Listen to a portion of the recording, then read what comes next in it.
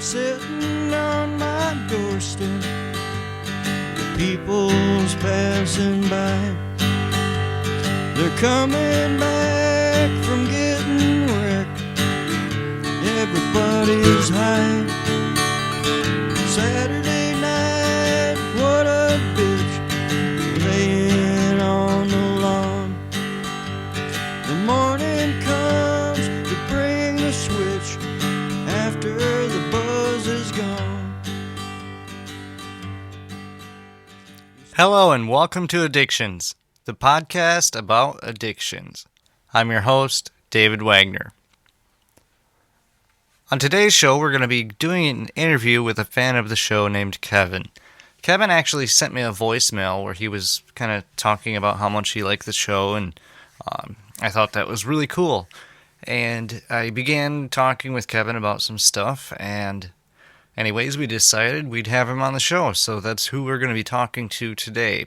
But first, I'm going to play some audio for you guys that Kevin recorded himself, and it kind of outlines what's going on in his life and how he's feeling and kind of how he's dealing with his problems. So we're going to give that a listen, and right after that, I will be playing the interview that we did.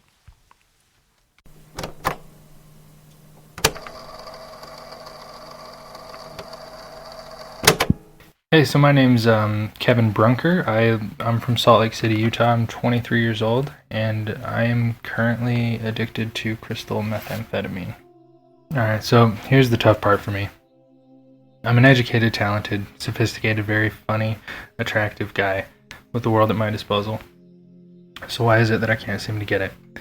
I've watched people around me decline, watched their lives fall into pieces, watch them push away from all the people they cared about until one day they woke up and realized that they were all alone.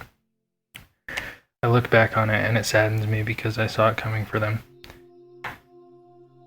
The really sad part is that I'm just barely starting to see where I will wind up if I don't change things soon. I've given almost 16 months of my life up for this drug. I've lost my cars, all my friends, most of my family. My self-respect, my self-esteem, my pride, it pisses me off. It makes me angry as hell. The guilt is so intense I can't even tell you. I'm scared about quitting. I'm scared that I'll lose what little I have left and die here all alone. I want to be happy. I want to have a mother to quit worrying about her son all the time. I want to be successful at whatever I choose to do in life. I want people to be proud of me for a change. Okay, we're here with Kevin from Salt Lake City. Kevin is a listener of the show, and he contacted me and wanted to talk about some of the things that he's been dealing with. Kevin has currently been using crystal meth and is having some issues, and he's here to talk with us about that and explain what's going on in his life and his goals, and we're going to see what he has to say. Kevin, are you there? Yeah, hi. Well, I guess first off, I hope everybody listening is doing okay and being safe and trying their best to stay sober or get sober like I am. And also to you, I really appreciate the work that you're doing. I think it's really awesome, and I've listened to all the episodes, and it's really great. I feel like there needs to be more people like you doing this, so thank you. And thanks for having me on. I appreciate that, Kevin. That's awesome, man. That right there makes it all worth it, to me. So anyways, about how long ago would you say that all of your trouble started, Kevin? With crystal meth, the first time I used was June 12th of 2016. Okay. So that's when my problem started with that. I first used drugs when I was 17. Started off with marijuana, then hallucinogens, and then opiates and benzos and everything, pretty much. Yeah, and I'm lucky that nothing else hooked me because there were some other addictive substances, and I could have easily got hooked, but this one has really, really sharp claws, and it's got a tight grip right now, and it kind of sucks. Yeah, and that's one thing that's it's always interested me about addiction is how you can take two people and one of those people might end up addicted to one substance but not the other. It's kind of interesting how that works. Well, I've recently thought about that with opiates, actually, because I know if I did enough, I'd probably get addicted, but yeah, I feel like opiates would just make me too tired to want to keep trying to be an addict on them. Crystal meth makes you like energetic to keep using. See, for me, the opioids, they turned me into like Superman.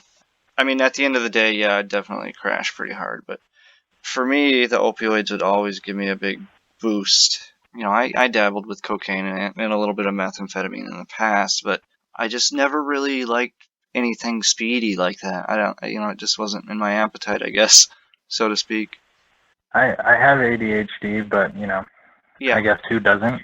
I mean, I'm not the type of person that when I'm high, I'm like all twitchy and moving around and everything. Like, I can yeah, hold perfectly still and have a calm conversation with you, but I'm just firing on all cylinders. And the thing I found at first, which I think hooked me, is when I would use whatever I was doing in my life that was positive, I was able to do it 100 times better. yeah, And then very quickly, within a matter of weeks, instead of making me better, I had to use to feel normal. yeah, to maintain your life, basically. I think eventually we all get to that point, you know, where you hit that almost kind of like a plateau, you know, and you want to keep just using and using. I know the feeling. There's a lot of help out there, and I definitely think that I will get sober, and I feel like it'll be sooner rather than later. I'm not going to get sober unless I really want to get sober. Yeah. Yeah, it definitely is possible, and every day I'm more excited to move towards it because I don't really need this. What would you say has been your biggest stumbling block or your biggest barrier up until now in getting sober from the meth? I would say it's a combination of two things. One is that, and I feel like also both of these are the addiction of crystal meth because it feels like another mind inside my mind. But I feel like whenever I try to get sober and stop using, I don't have enough time to recoup my energy and my desire to want to do anything in life before like the next batch of responsibilities come, you know, and I have to go, you know, be an adult again. And the other one is, I mean, it feels like I've never had to take a medication to like insulin, for example, but I guess it kind of feels like my insulin or whatever. You know, I just use it to maintain, and it's something that I do. The thing you said about having a double mind, almost like there's somebody else doing the talking or the making the excuses. The exact same thing when I was, you know, in the depths of my addiction, and I know what you mean. It is almost exactly like that. Like there's another person doing the talking. I mean, it's still your own personal narrator, your mind, you know, but it's like it's not. It changes you. That's why I've always said it definitely changes who you are as a person. Addiction made me do things to people that I love that I would not do in a million years, man. Stealing and stuff like that, and Yeah, it's just that it's because it's still you know, the whole time, and it's like almost as if you're on autopilot, but the addiction just kind of kicked you out of the driver's seat, and you're not going to be driving for a minute. yeah, definitely like that, man. We were talking earlier today on the phone, you and I, about you have an interest in neuroscience and stuff like that in the brain. To me, that stuff is incredibly interesting, and thanks to modern science and medicine, you know, we know a lot about the brain, but there's a lot we don't know. I guess it's interesting to me because of the mystery that's still there. I mean, it would be nice to know everything about the brain and be able to just cure any brain disease we want, but in the same token, I think having the mystery there is kind of, it compels people to want to jump onto it and figure these things out. Oh well, yeah, we're a naturally curious species. I mean, we have to have some sort of mystery and adventure to, and that's why we stood upright and walked out of Africa. Yeah, man. Exactly. And then went to the moon. It baffles me because I thought that I've done a lot of research on the brain and like specifically methamphetamine and the brain, but also with different kinds of drugs. And I thought that having that information, then I'd be able to like know what was going on, and that then I would be able to figure it out and then solve it like an equation, basically. And like, I feel like I've learned really all the evidence there is currently for meth in the brain and behavior and all that stuff, Mhm. I don't apply it at all. And that's the part that I need to figure out. Yeah. I don't know if you've ever used this website before, but it's kind of like a message board, basically. It's bluelight.org. Back when I was using opioids heavily, any new pills that I would find or run into, I would often Google. And 9 times out of 10, I would end up at Blue Light reading about whatever I was about to take, Because I try to be Yep. smart about being stupid a little bit. If I encounter some drugs, I want to make sure they're the drugs that I paid for, too. Yeah. Yeah, I definitely know exactly what you mean. I have had multiple questions and pill identifying moments on blue light as well. I feel like a lot of people have, actually. They're really kind of active in the harm reduction community. Oh, yeah, absolutely. Which there's a lot to say about harm reduction. Honestly, some of the information that I found on bluelight.org very well could have saved my life in a couple of situations now that I think about it. Well, I don't know if you know who Dr. Carl Hart is. The name doesn't ring a bell right off the top of my head, no. So I've watched a lot of TED Talks about addiction and stuff, and that's where I first learned about him. So he is a neuropsychopharmacologist. So he studies the effects of drugs on the brain. He's done a lot of tests with meth and the brain, and that's where I learned about a lot of this. But he basically was talking, and we're never ever going to get rid of drugs, and we're never going to have a society with no drugs. But yeah, he basically just argues for harm reduction and better education in that, because just say no. Yeah, It's man. never worked and it never will work. So rather than that, maybe we could say almost all, like 85% of all heroin overdoses is not because of just the heroin, it's because it's combined with another depressant. Yeah, usually definitely. Alcohol. Or benzos. Or benzos, yeah. So, just different things like that. My dad always told me, and this is probably a really old saying, but an ounce of prevention is worth a pound of worry, or something like that. You take the steps to prevent these things from happening in the first place, and they won't happen. Or at least not as frequently. I can't remember what state it was, or even where I heard this stat, but I heard this today, that there was a state recently that put a lot of money into prevention type education and community things like that for drug use, and it basically worked out to where they were spending about $2 per case for the prevention, but if they hadn't done that, it would have been about $9 for the pickup. Yeah. At the end. Exactly. You multiply that by a population. Yeah, and then 50 states. Yeah. A lot of money. Yeah. Oh, yeah. And then over time, on top of that, on an annual basis, do it over 10 years and see how much money it is. I will say that I'm personally in the somewhat controversial boat that I think that we should decriminalize all drugs, like Portugal. Yeah, I agree 100%, man. I don't think that having legal heroin in gas stations, but... Well, no. Treating it like a traffic violation. Yeah. I mean, a slap on the wrist, rather than ruining someone's life for who knows how long.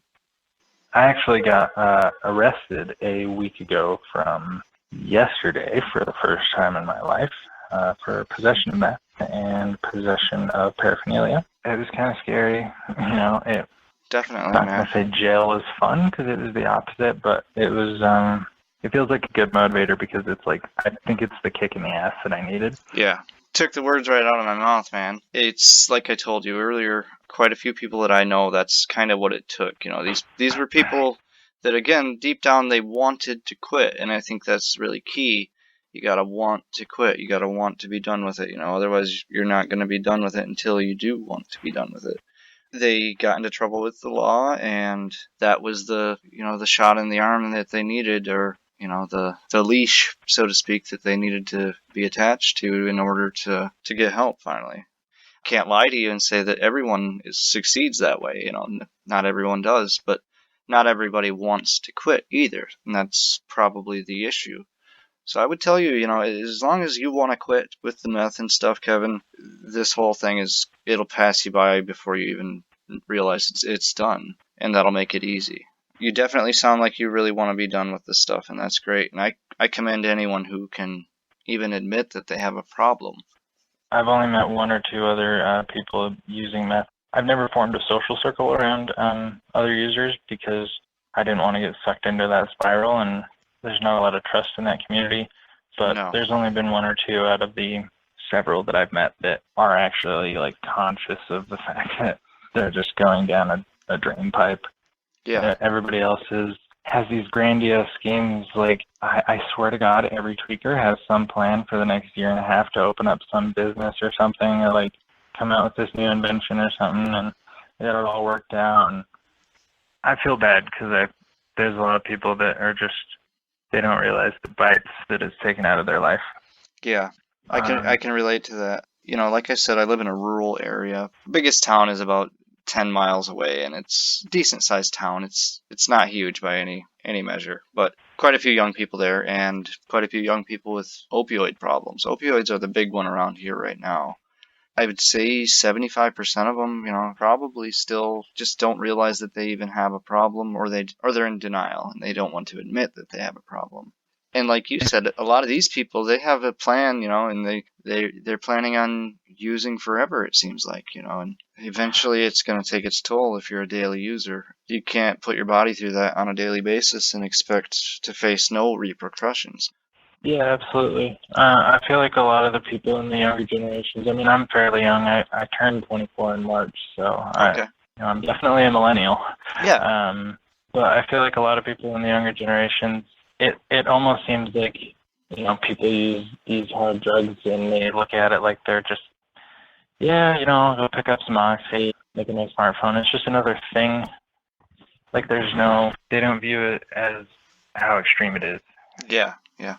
Well, I think to a degree, as drug addicts, or whatever you want to call it, really, substance abuse users, either way, I think we all kind of eventually delude ourselves into thinking this way to a degree, you know? I mean, I look back at it and I was 7.5 years, Kevin. I mean, wow, what the hell was I doing? But the thing is, I was prescribed a lot of hydrocodone. I was actually prescribed this stuff for like 4 years, man. Yeah, no, I understand totally, and I feel like with a lot of the stuff that's been going on with all these pharmaceutical companies and doctors, and they pay Congress more than anything else ever has, ever, annually. And I mean, last year the pharmaceutical companies spent almost $650 billion. That's just outrageous, isn't it?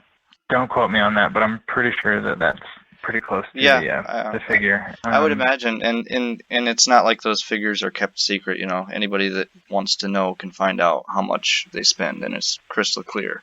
It's a lot.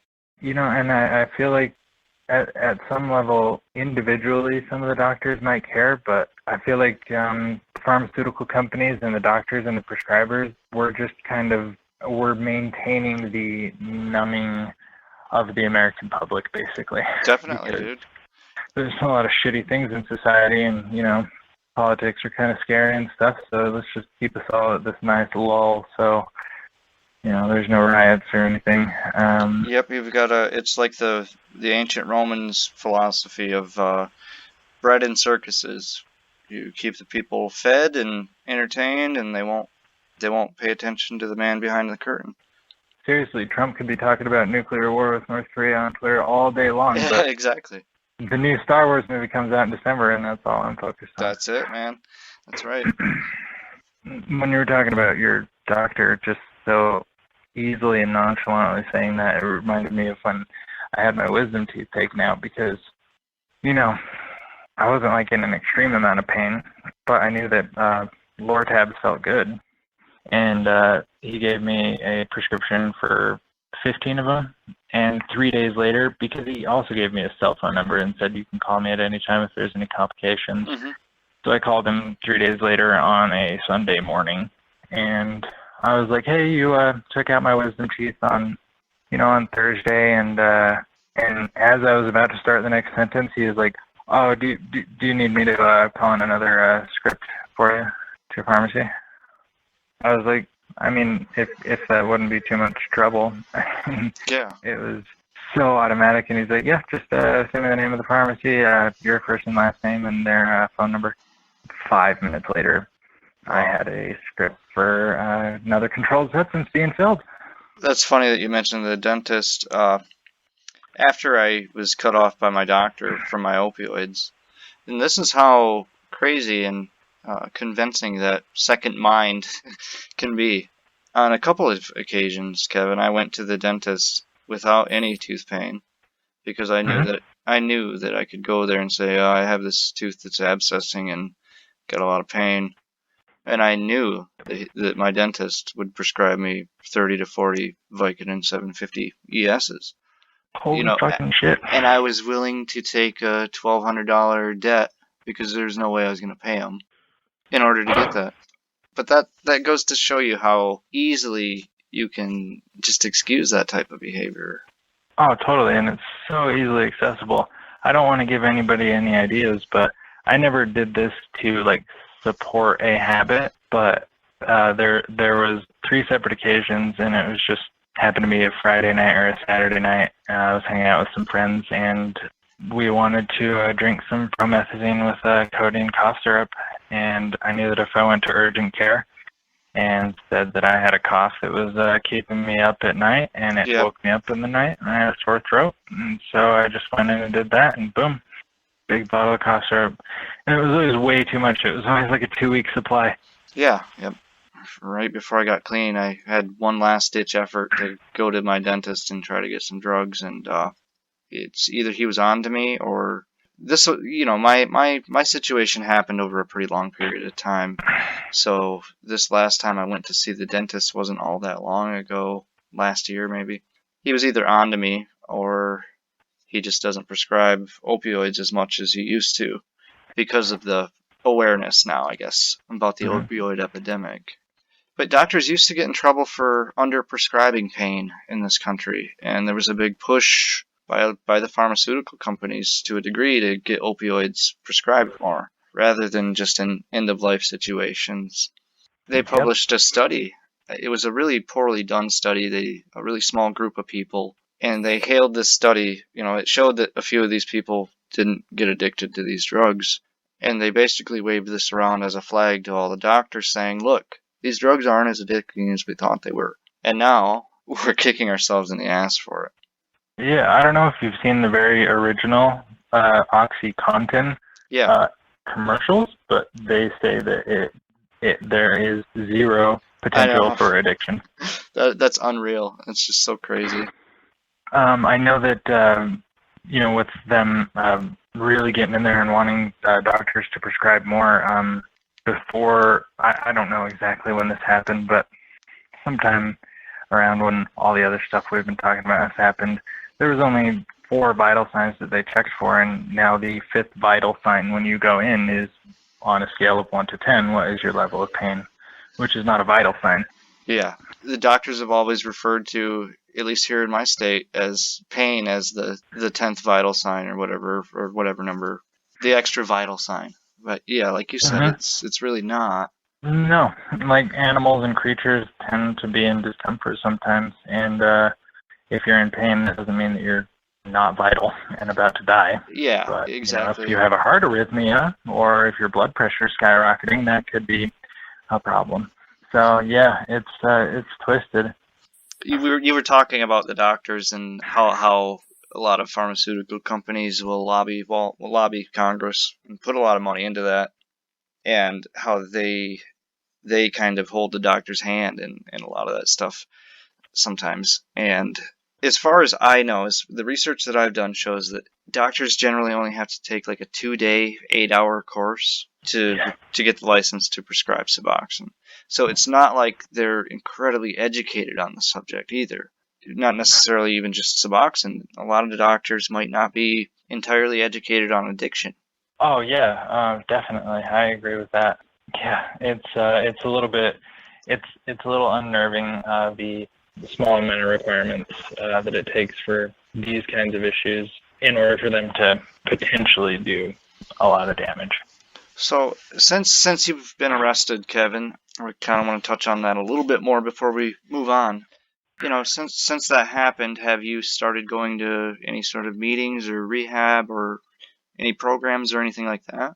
Yeah, at first, all right, so for the first 5 days, for the first 3 days, I basically just slept. Yeah. Because when I got arrested, I had been up for about 2.5 days. Mm-hmm. So I crashed out. And then when I started to get my energy back, I really didn't want to go to NA or AA. It's hit and miss for me there because sometimes I go and I have a great time and I meet a lot of really cool people and learn some stuff. And other times it just puts people that have used drugs around me, and it'd be nice sometimes to just not think about it or focus on it. For sure. So I just didn't want to, it just sounded kind of depressing to go and just, talk about all my war stories again. So I decided not to go on the 6th day. Well, I thought, okay, I'm not going to go to an AA meeting, but I'll probably just get some meth, actually. Yeah. Yep. And, when I'm high, I don't really enjoy my high because I just kind of beat myself up and I'm really guilty the whole time. So about an hour after I used and picked up, I got really depressed and pissed at myself. And then I went to an AA meeting. And this was on Sunday, actually. Yeah. And I got a sponsor. He seems really awesome. He's almost 40. He used crystal meth for about 15 years, been sober for like 7 or 8. And, all the little tiny things that are really hard to explain to somebody that hasn't used crystal, like it was just totally clicking with me and him. It's making me really hopeful because, I feel like he can definitely help me, and he's also not really leaving me alone either, which is kind of super awesome. Yeah, yep. It might be annoying at first, but man, it can really save your ass. If the programs work for you, man, do it. They might not work for everybody, but that doesn't mean that you shouldn't at least try and give it a shot. And if they work, fucking awesome. Stick with it, dude. I'm a big proponent of whatever works for you to get to where you need to be, do it.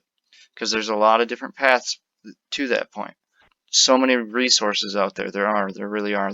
There's the meetings, there's friends, I always tell all of my guests, man, if you ever, I don't care what time it is or anything, if you ever need somebody to talk to, man, if I'm here, I'll talk, I can't guarantee that I'll always be responsive, but if I'm in the middle of a deep sleep, I'm probably not going to respond. But that being said, if I'm available, I'll talk to any of you guys. Because I've been there, man. I don't know everything as far as addiction goes, and I'm not a doctor, and I'm not a counselor. I'm just someone who's been there. For me, I feel like these meetings are being beneficial. I can't tell you how it'll play out in the long run, but in my head, I don't want to be going to AA meetings 10 years down the road and still talking about I don't blame you. 10 years ago. I really want to use them as to get me out of the drug world and off the drug, and then just focus on normal positive things that are naturally rewarding. Like, I live in Salt Lake City. There's a lot of really fun outdoor stuff here. And Kevin, they will be rewarding, man. I'm telling you, now that I'm 10 months sober, it was a little shaky for a while because of like post-acute withdrawal syndrome, and I'm not sure if that's going to be an issue with the meth or not. It very well could be. Once some of that depression and anxiety starts to lighten up, and there's things you can do to help with that along the way, but once it does lighten up, life just seems so much better. I'm still facing all of the problems that I was facing before my addiction. I'm still living in poverty. I'm still not entirely as successful in life as I would have liked to have been by now. But you know what? I've got people that care about me. I've got a roof over my head. I've got an amazing 10-year-old daughter that loves me. And it's really, I'm not a religious guy, but it is a fucking miracle that we even exist. That right there just makes me happy, man. And it's almost like a high in itself. It feels great. I'm really excited. I'll catch up to you eventually. Yeah, you will, man. You definitely I'll be there soon. And just keep that mindset, Kevin. Just keep your eyes on the prize. Well, I heard a good analogy for it today. I was watching a video. He was basically talking about this specific thing, and when you first stop doing it and are into sobriety, there's just that gray and lull and just hopeless, depressed, apathetic feeling. Mm-hmm. And the I forgot the specific term that he used, but basically when a dog salivates when it sees food, you use the bell to trigger mealtime or like a chime or something like that. Mm-hmm. And then eventually, over time, just you ringing the bell will get the dog to salivate. Yeah. Yep. That's basically what the drugs do, is you're introducing that bell into your life and replacing the natural, Yeah. joys and pleasures in life, and it will reverse. If you stop ringing that bell, it'll go back, and It will. that food will be all you need. It takes time, but it will go back, man. And there's like I said, there's things you can do along the way to promote that. One of the big ones, and it really helped me, and it's still helping me, is trying to be physically active. I work on a farm, and that's pretty labor intense as it is. But when I get home, I actively go out and walk the dog. I'll try to do push-ups and stuff in the morning and stretches. And once you make yourself sweat from the exercise, though, that's when you know that your brain is releasing those endorphins. Those endorphins are gonna really help you out with the depression and the anxiety. And they might not help at first, but if you give it time and stick with it, I have no doubt that you'll definitely notice a difference. And it's not like you need a home gym to be able to do it. You've got everything you need on your body. Push-ups and sit-ups, stuff like that. The old-fashioned stuff. It'll definitely promote that kind of brain activity. Yeah, I really need to and want to get back into that stuff, because I used to be pretty physically active. Yeah, I'm not out of shape now, but yeah. I used to play sports and go mainly, hiking and Yeah. stuff in the mountains. And it's win-win, man. When you're physically active and stuff, you're healthier and you just feel better. It's not anything that's gonna eat up your entire day or anything like that, And yeah, it's just good for you. One other question I wanted to ask you though before we wrap this up was, do you have any advice, or could you give any advice to anybody who's struggling? I ask everybody this. Anybody who's struggling in a similar situation to yours? Yeah, absolutely I do. So I've been in extremely depressed, awful situations, living out of my car and being homeless and just stuff I never thought I'd get out of, and I just thought I was trapped there forever. And as long as you just keep remembering what's true to you and what's inside and what you really care about, the sun will come up the next morning. If you just keep staying true to your core and keep trying to like the person that you are, or at least believing in yourself, it will get better. Yeah, man, definitely. You kind of keep your chin up kind of thing. It's the same message I try to tell everybody else that I know and that I care about, Time will march on, and this will eventually be behind us. It's gotta, And if you want it, it's there for the taking. You just gotta really put in the work and stick to your guns, I can tell you with where I'm at right now, as long as I keep doing what I'm doing, working the system and staying positive, I will definitely accomplish all of those things. Being on the show has been awesome this evening, and it's really helped me, and I feel really positive and good right now. So thank you for that. Thank you for having me on. Of course, man. And, I'd love to have you on in the future, Kevin, to kind of check back up on you, man, see how things are going, Regardless, even if you've taken a step back, man, we're all pulling for you, and we all believe in you, man. We all think you can get through this, definitely. I appreciate it, and I will. And the next time I'm on the show, it'll be really nice to tell you about my 6 months sobriety. Awesome, man. That would be great, Kevin. Like I said, I appreciate it, and I appreciate the listening too, man. You are the exact definition of the reason I do this show. It really touches my heart in a pretty awesome way to know that there's people out there like you, Kevin.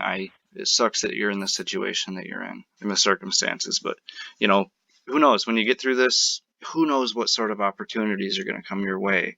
And you might even be surprised that through doing this, you may even discover some opportunities that may have not been there otherwise. I look at it as kind of a rebirth of you, which I think we could all stand to go through from time to time. Absolutely. But yeah, I want to thank you again, Kevin, and we will definitely be talking to you in the future, and we wish you the best of luck, man. Yeah, thank you. And I really appreciate the work that you're doing, and don't quit what you're doing. Well, I thought that was quite the interview. Honestly, I learned a lot from talking with Kevin. I feel like he's a very smart, articulate young man, and that he has a good head on his shoulders. And from the sounds of it, he has the right idea, and he's going to use this opportunity to get out of this addiction thing. And I truly believe that if he really puts his mind into it and does the work, that he'll come out on top and he will defeat his addiction. I'm David Wagner, and you've been listening to the Addictions Podcast. Thank you. If you really love the show, be sure and follow us on Facebook at facebook.com/addictionspodcast. And if you really want to help us out and support what we're doing, visit patreon.com/addictions. Again, that's patreon.com/addictions. And remember, never quit quitting. Sundays you prayed, Uncle John. You poisoned yourself last night. Mary slapped your friend Tom. You got in a hell of a fight. Monday comes and it's back to work. The week seems so damn long. The weekend's past, you're still a jerk after the buzz is gone.